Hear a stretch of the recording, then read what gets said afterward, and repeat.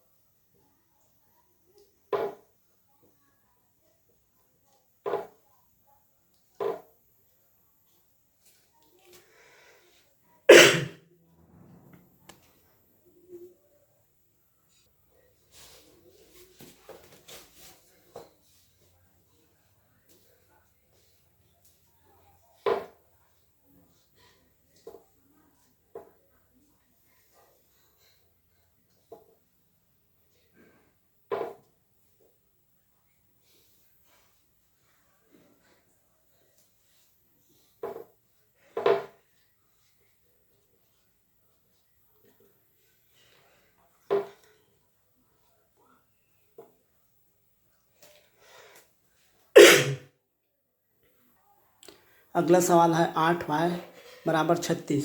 यहाँ पे एक लाइन ऐसे खींच लिया करो, 8y बराबर 36। तो यहाँ पे समीकरण में 8y मतलब 8 का y के साथ गुणा हो रहा है, इस प्रकार का है। तो समीकरण के दोनों पक्षों में 8 का भाग करने पर लिखेंगे। समीकरण के दोनों पक्षों में 8 का भाग करने पर ये हो जाएगा 8y बटा 8, ये हो जाएगा 36 बटा 8, कटा सकते हैं ये। तो ये y बराबर, इसको 4 से कटा सकते हैं, 4 9 36, 4 दूनी 8। तो इसको और यदि हल करना चाहते हो तो y बराबर 2 चौके 8, 1 बच गया। इसको इस प्रकार हल कर सकते हैं, इस प्रकार। इसी प्रकार अगला प्रश्न z/3 बराबर 5/4, इसको हल करेंगे। समीकरण के दोनों पक्षों में देखो, ये z के साथ जो राशि है उसी का जोड़ घटाव गुणा भाग करते हैं। तो z/3 है, तो 3 का दोनों पक्षों में गुणा करने पर लिखेंगे। समीकरण के दोनों पक्षों में 3 का गुणा करने पर, तो यहाँ पे z/3 हो जाएगा, गुणा 3 इधर गुणा किए, और 5/4 गुणा 3 इधर कर दिए, तो ये हो जाएगा, ये हमेशा कट जाएगा। तो z बराबर इसका गुणा होगा।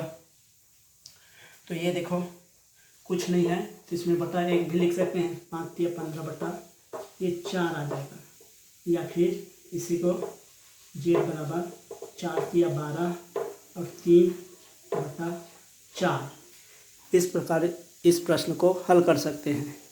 यहाँ प्रश्न हल करने के बाद यहाँ पे एक लाइन इस प्रकार खींच लिया करो, तो प्रश्न बहुत अच्छा से दिखता है। अगला प्रश्न इस प्रकार है कि a/5 बराबर 7/15, मतलब a के साथ 5 का भाग हो रहा है, इस प्रकार l के साथ 3 का भाग हो रहा है। तो उसको उल्टा करेंगे, समीकरण के दोनों पक्षों में 5 का गुणा करने पर लिखेंगे। यहाँ देखो a/5 है, मतलब a के साथ 5 का भाग हो रहा है। हमें ध्यान देना है कि ये अज्ञात राशि a के साथ 5 का गुणा हो रहा है, भाग हो रहा है, जो है उसको ध्यान देना है। तो a के साथ 5 का भाग हो रहा है, तो समीकरण के दोनों पक्षों में 5 का गुणा करने पर लिखेंगे। समीकरण के दोनों पक्षों में 5 का गुणा करने पर, तो ये हो जाएगा a/5, पहला दिया है, गुणा कर देंगे 5 का, और 7/15 गुणा कर देंगे 5 का, ये और ये कट जाएगा, तो इसका मान a आएगा। ये देखो ये और ये कट जाएगा, कुछ नहीं है तो बटा 1 लिख सकते हैं। तो ये 7 गुणा 7, ये कट के ये 3 आ जाएगा, इससे कटेगा तो 5 कम 5, 5 या 15, तो ये 3 आ जाएगा। तो a का मान आ जाएगा इसका, इससे 3 दूनी 6, 2 बार गया 1/3। इस प्रकार इसको हल कर सकते हैं, इस प्रकार इस प्रश्न को हल कर सकते हैं।